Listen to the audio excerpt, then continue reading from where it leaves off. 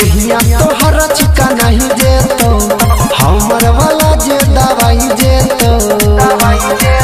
नहीं है तो कोनो परेशानी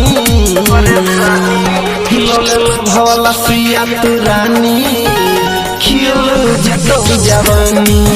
लोले भवला सुइया तू रानी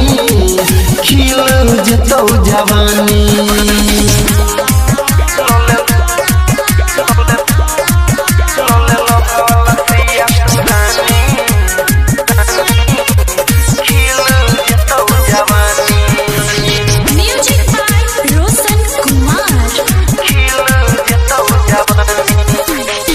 चार दिन में सुन छौरी जेबे तू मोटाई गे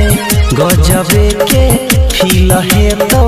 बॉडी जे तो गोटाई गे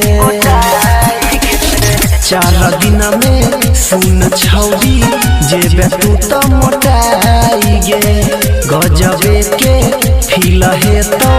बॉडी जे तो गोटाई गे फायदा करतो नहीं है तो नुकसानी भवला सुइया तू रानी खिल जेतो जवानी लोले भवला सुइया तू रानी खिल जेतो जवानी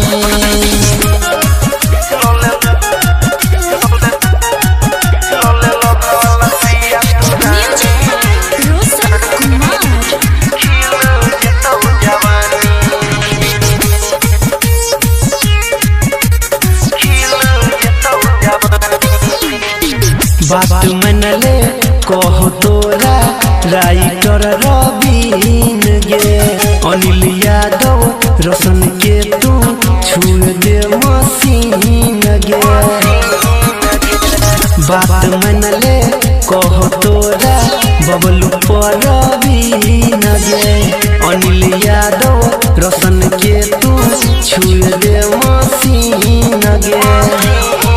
नहीं करबो कोनो मना मानी